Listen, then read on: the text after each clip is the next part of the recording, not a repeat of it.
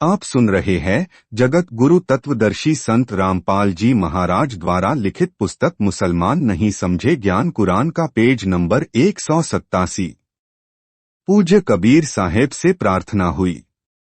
कबीर साहेब ने सोचा यह नादान आत्मा ऐसे ही मान जाए, क्योंकि ये सभी जीवात्माएं कबीर साहेब के बच्चे हैं। यह तो काल ने मजहब धर्म का हमारे ऊपर कवर चढ़ा रखा है, एक दूसरे के दुश्मन बना रखे हैं। शेख्तकी की लड़की का शव कब्र में दबा रखा था। शेख्तकी ने कहा कि यदि मेरी लड़की को जीवित कर दे तो हम इस कबीर को अल्लाह स्वीकार कर लेंगे और सभी जगह ढिंढोरा पिटवा दूंगा कि यह कबीर जी भगवान हैं। कबीर साहेब ने कहा कि ठीक है। वह दिन निश्चित हुआ। कबीर साहेब ने कहा कि सभी जगह सूचना दे दो, कहीं फिर किसी को शंका न रह जाए। हजारों की संख्या में वहां पर भक्त आत्मा दर्शनार्थ एकत्रित हुई। कबीर साहेब ने कब्र खुदवाई। उसमें एक 12-13 वर्ष की लड़की का शव रखा हुआ था। कबीर साहेब ने शेख्तकी से कहा कि पहले आप जीवित कर लो। सभी उपस्थित जनों ने कहा है कि महाराज जी, यदि इसके पास कोई ऐसी शक्ति होती तो अपने बच्चे को कौन मरने देता है। अपने बच्चे की जान के लिए व्यक्ति अपना तन मन धन लगा देता है। हे दीन दयाल, आप कृपा करो। पूज्य कबीर परमेश्वर ने कहा कि हे शेख्तकी की लड़की जीवित हो जा। 3 बार कहा, लेकिन लड़की जीवित नहीं हुई। शेख्तकी ने तो भंगड़ा पा दिया। नाचे कूदे की देखा न पाखंडी का पाखंड पकड़ा गया। कबीर साहेब उसको नचाना चाहते थे कि इसको नाचने दे। कबीर राज तजना सहज है, सहज स्त्रिया काने। मान बढ़ाई ईर्षा दुर्लभ तजनाए। मान बढ़ाई ईर्षा की बीमारी बहुत भयानक है। अपनी लड़की के जीवित न होने का दुख नहीं, कबीर साहेब की पराजय की खुशी मना रहा था। कबीर साहेब ने कहा कि बैठ जाओ महात्मा जी, शांति रखो। कबीर साहेब ने आदेश दिया कि हे जीवात्मा जहां भी है, कबीर आदेश से इस शव में प्रवेश करो और बाहर आओ। कबीर साहेब का कहना ही था कि इतने में शव में कंपन हुआ और वह लड़की जीवित होकर बाहर आई। कबीर साहेब के चरणों में दंडवत प्रणाम किया। बोलो सतगुरु देव की जय। उस लड़की ने 1.5 घंटे तक कबीर साहेब की कृपा से प्रवचन किए। कहा, हे भोली जनता, ये भगवान आए हुए हैं। पूर्ण ब्रह्मा अन्नत कोटि ब्रह्मांड के परमेश्वर हैं। क्या तुम इसको एक मामूली जुलाहा धानक मान रहे हो? हे भूले भटके प्राणियों, ये आपके सामने स्वयं परमेश्वर आए हैं। इनके चरणों में गिरकर अपने जन्म मरण का दीर्घ रोग कटवाओ और सत्यलोक चलो, जहां पर जाने के बाद जीवात्मा जन्म मरण के चक्कर से बच जाती है। कमाली ने बताया कि इस काल के जाल से बंदी छोड़ कबीर साहेब के बिना कोई नहीं छुटवा सकता। चाहे हिंदू पद्धति से तीर्थव्रत, गीता, भागवत, रामायण, महाभारत, पुराण, उपनिषद, वेदों का पाठ करना, राम कृष्ण ब्रह्मा विष्णु शिव शेरावाली आदि माया आदि भवानी प्रकृति देवी ज्योति निरंजन की उपासना भी क्यों न करें, जीव 84 लाख प्राणियों के शरीर में कष्ट से नहीं बच सकता और मुसलमान पद्धति से भी जीव काल के जाल से नहीं छूट सकता। जैसे रोजे रखना, ईद बकरीद मनाना, 5 वक्त नमाज करना, मक्का मदीना में जाना, मस्जिद में बंग देना आदि सर्व व्यर्थ है। आप सुन रहे हैं जगत गुरु तत्वदर्शी संत रामपाल जी महाराज द्वारा लिखित पुस्तक मुसलमान नहीं समझे ज्ञान कुरान का पेज नंबर 188। कमाली ने सर्व उपस्थित जनों को संबोधित करते हुए अपने पिछले जन्मों की कथा सुनाई, जो उसे कबीर साहेब की कृपा से याद हो आई थी, जो कि आप पूर्व पढ़ चुके हो। कबीर साहेब ने कहा कि बेटी अपने पिता के साथ जाओ। वह लड़की बोली, मेरे वास्तविक पिता तो आप हैं, यह तो नकली पिता है। इसने तो मैं मिट्टी में दबा दी थी। मेरा और इसका हिसाब बराबर हो चुका है। सभी उपस्थित व्यक्तियों ने कहा कि कबीर परमेश्वर ने कमाल कर दिया। कबीर साहेब ने लड़की का नाम कमाली रख दिया और अपनी बेटी की तरह रखा और नाम दिया। उपस्थित व्यक्तियों ने हजारों की संख्या में कबीर परमेश्वर से उपदेश ग्रहण किया। कबीर साहेब को सरसों के गर्म तेल के कड़ाहे में डालना। अब शेख तकी ने देखा कि कबीर साहेब जी की तो और अधिक महिमा हो गई। वह फिर साहेब को किसी न किसी प्रकार नीचा दिखाने की योजना बनाने लगा। इतनी लीला देखकर भी शेख तकी नीच की आंखें नहीं खुली।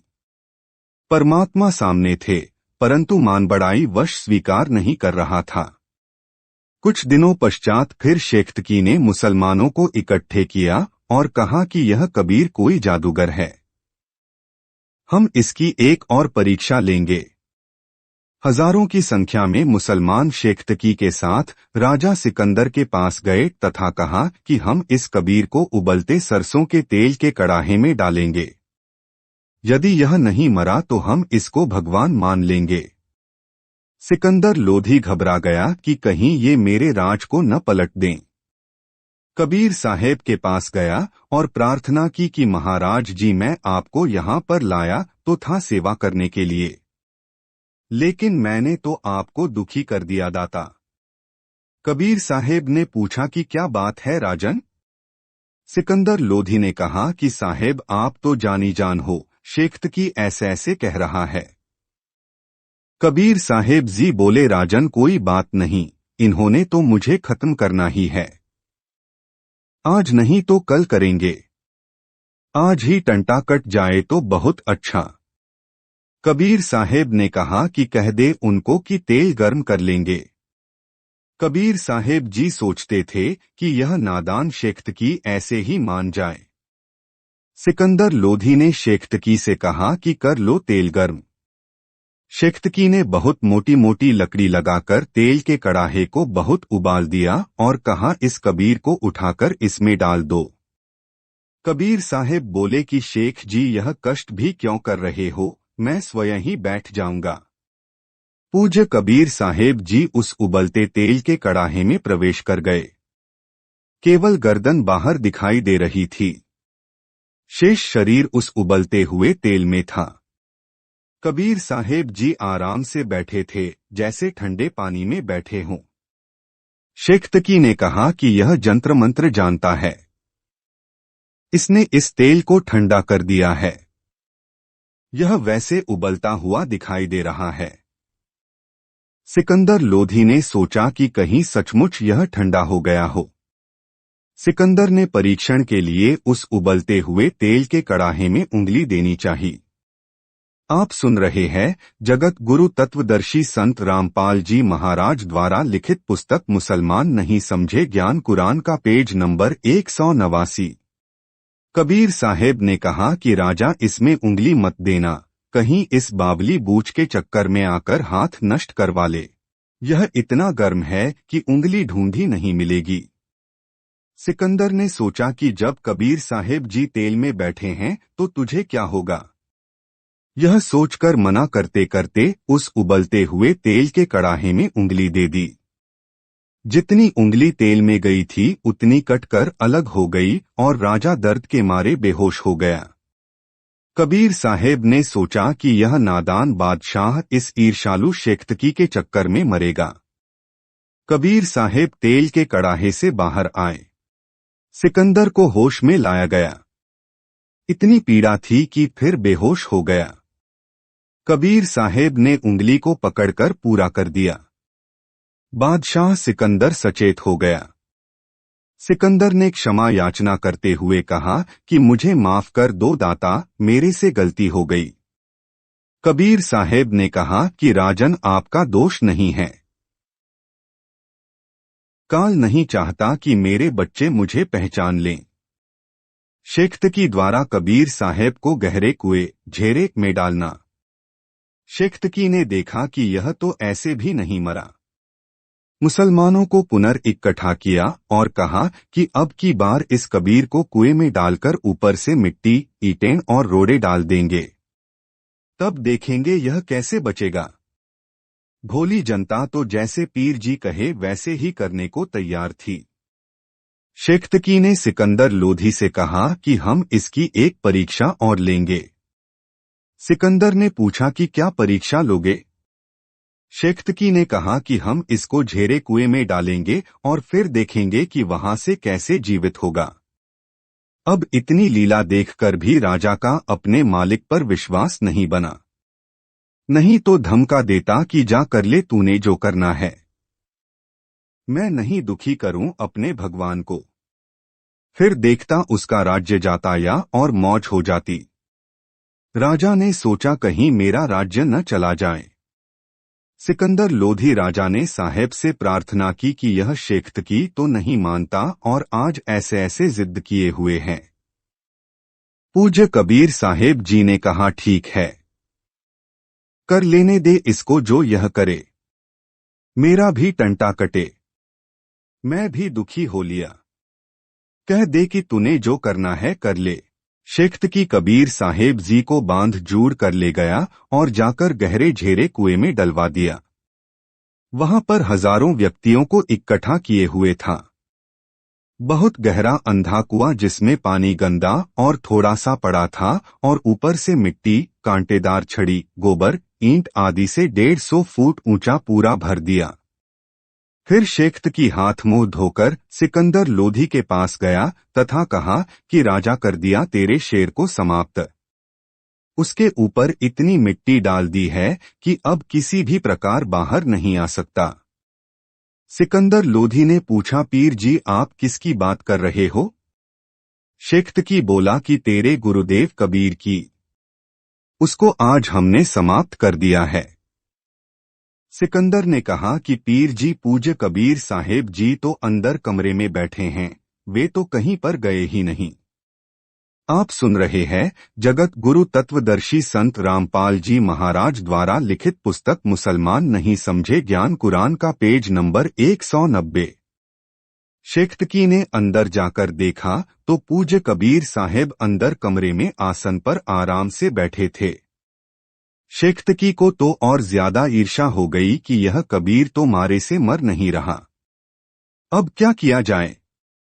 अन्य समझदार व्यक्ति तो मान गए, हजारों ने उपदेश लिया, प्रभु कबीर जी के शिष्य बने, परंतु वह शेख्तकी दुष्ट नहीं माना। शाहत की नहीं लखी निरंजन चाल रे, इस परचे तय आगे मांगे जवाल रे। शेख्तकी बंदी छोड़ कबीर परमेश्वर की महिमा को नहीं समझ पाया।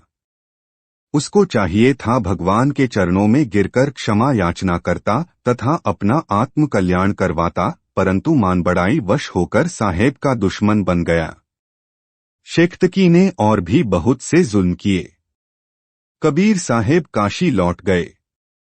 शेख्तकी द्वारा कबीर साहेब को गुंडों से मरवाने की निष्फल कुचेष्टा।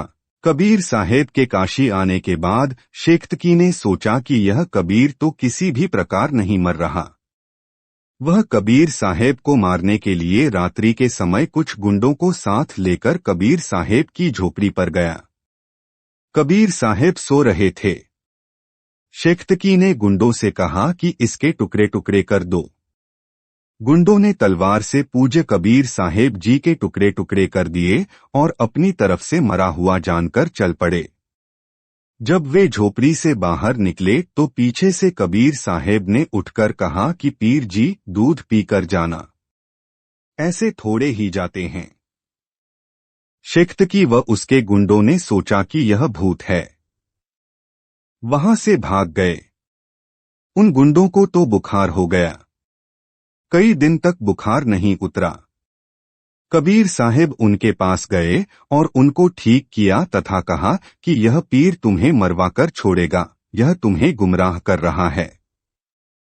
तब उन्होंने कबीर साहेब से क्षमा याचना की। सूक्ष्मवेद में हजरत मोहम्मद जी का संक्षिप्त जीवन परिचय। हजरत मोहम्मद जी के बारे में संत गरीबदास जी के विचार। संत गरीबदास जी रचित सत ग्रंथ साहेब से कुछ वाणियां। मोहम्मद बोध। ऐसा जान मोहम्मद पीर, जिन मारी गऊ शब्द के तीर, शब्द फेर जिवाई, जिन गोसत नहीं भाख्या हंसा राख्या, ऐसा पीर मोहम्मद भाई। 2 पीर मोहम्मद नहीं बहिश्त सिधाना, पीछे भूलिया है तुर्काना। 3 गोसत खाही नमाज गुजारे, सो कहो क्यों करी बहिश्त सिधारे। 4 एक ही गूद एक ही गोस्त, सूर गऊ एके जाती, एके जीव साहिब कून भेज्या, दोहू में एके राती। 5 एके चाम एक ही चोला, गूद हाड़ की काया, भूलिया काजी कर चलावे, कदी रबकू फुरमाया। 6 काजी कौन कतेब तुम्हारी, ना तू काजी ना तू मुल्ला, झूठा है व्यापारी। 7 काजी सो जो कजा न बेड़े, हक हलाल पिछाने, न्याव करे दर हाल दुनी का, नीर क्षीर कून छाने। 8 मुल्ला सो जो मूल मिलावे, दिल महरम दिल बीच दिखावे। 9 सो मुल्ला मस्ताखी, सो तो मुल्ला बहिश्त सिधारे, और मुल्ला सब खाखी। 10 कलमा रोजा बंग नमाजा, आप अल्लाह फरमाया, रोजा रहीकर मुर्गी मारी, यह क्या पंथ चलाया। 11 है रोजे से राह निराला, कलमा काल गिरासा। आप सुन रहे हैं जगत गुरु तत्वदर्शी संत रामपाल जी महाराज द्वारा लिखित पुस्तक मुसलमान नहीं समझे ज्ञान कुरान का पेज नंबर 191। कूके बंगी बुद्धि भिष्ट है, करो नमाज अकासा। 12 जिस समय 40 वर्ष की आयु में हजरत मोहम्मद जी को नबूवत मिली, उस समय मूसा वाले यहूदी धर्म में तथा ईसाई धर्म में त्रुटियां आ गई थी। मूर्ति पूजा भी काफी चल रही थी। हजरत मोहम्मद जी ने भी मूर्ति पूजा का खंडन किया, मानव को एक ईश्वर पर आधारित करने की कोशिश की। हजरत मोहम्मद साहेब ने अलग से एक और भक्ति मार्ग बताया और उस भक्ति मार्ग को मानने वालों को मुसलमान कहने लगे। बाद में धर्म का रूप धारण कर लिया। मुसलमान का अर्थ है आज्ञाकारी, यानी वह पवित्र आत्मा जो किसी को दुखी न करे, तंबाकू शराब व मांस को पीना व खाना तो दूर छुए भी नहीं, ब्याज भी न ले। उन्होंने सत्मार्ग दर्शन किया और हर मानव को एक परमात्मा पर आधारित करने की चेष्टा की। उसके लिए उन्होंने अपना अलग से प्रचार शुरू किया। मोहम्मद साहेब भगवान शिव के अवतार थे। शिव के लोक से आए शक्तियुक्त संस्कारी पाक आत्मा पैगंबर थे। इनके शब्द में शक्ति थी। जो भी इनके विचारों को सुन लेते थे, इनके अनुयायी बन जाते थे। हजरत मोहम्मद साहेब सबको कहा करते थे कि जो किसी को मारे काटे दुखी करे वह मुसलमान नहीं होता। जो मांस खाएगा, शराब व तंबाकू पिएगा, वह दुष्ट आत्मा होगा। जिन्होंने इस आदेश का पालन किया वह मुसलमान कहलाया। चारों किताबों जबूर, तौरत, इंजिल तथा कुरान का ज्योति निरंजन यानी काल ब्रह्मा की तरफ से उनको आदेश हुआ और मोहम्मद जी ने कुरान को धार्मिकता के आधार पर अपने अनुयायियों को दिया। एक दिन पूर्ण परमात्मा अल्लाह का मोहम्मद साहेब को साक्षात्कार हुआ। पूर्ण परमात्मा ने उसे स्वयं सूक्ष्म वेद 5वीं किताब दिया तथा समझाया कि पूर्ण ब्रह्मा कबीर है, वह मैं स्वयं हूँ। जो पूजा तुम कर तथा करवा रहे हो वह काल अल्लाह तक की है, जिससे आप जन्ममरण में ही रहते हो। आप सर्व प्राणी मेरी आत्मा हो। मैं आप सर्व का पिता कुल का मालिक हूँ। मेरा ज्ञान बताओ। मैं ही अल्लाह कबीर हूँ। आप अपने अनुयायियों को यह स्वयं सूक्ष्म वेद वाला ज्ञान बताओ तथा काल जाल से छुड़वाओ। आपको बहुत पुण्य होगा। इतना कहकर पूर्ण ब्रह्मा कबीर साहेब अंतर्ध्यान हो गए। उस समय मोहम्मद साहेब कुरान किताब के रंग में अपने अनुयायियों को रंग चुके थे। वे कहते थे कि निराकार अल्लाह ही परम शक्ति है जिसने कुरान का ज्ञान बताया है। इससे आगे कोई ईश्वर नहीं है। वही कुल मालिक एक अल्लाह है। मोहम्मद साहेब ने 5वें कुरान अर्थात 5वें स्वयं वेद को भी पढ़ा। उस समय यह कैसे कहे कि अपना ज्ञान कुरान वाला पूर्ण नहीं है। इस शर्म के कारण किसी मुसलमान को सूक्ष्म वेद वाला ज्ञान नहीं बताया। जब स्वयं पूर्ण परमात्मा उनसे पुनः आकर मिले तो कहा कि मोहम्मद आप एक बहुत अच्छी आत्मा हो। जो भक्ति आपने भक्त समाज को दी है यह पूर्ण नहीं है। एक पांचवी कुरान अर्थात कतेब सूक्ष्म वेद आपको मैंने दी है। इसके आधार पर आपने क्या सोचा? मोहम्मद साहिब ने कहा कि मैं आपके ऊपर कैसे विश्वास करूं कि आप अल्लाह हो तथा उस अव्यक्त बेचून अर्थात निराकार अल्लाह से भी ऊपर हो। आंखों देखूं तो विश्वास करूं। आप सुन रहे हैं जगत गुरु तत्वदर्शी संत रामपाल जी महाराज द्वारा लिखित पुस्तक मुसलमान नहीं समझे ज्ञान कुरान का पेज नंबर 192।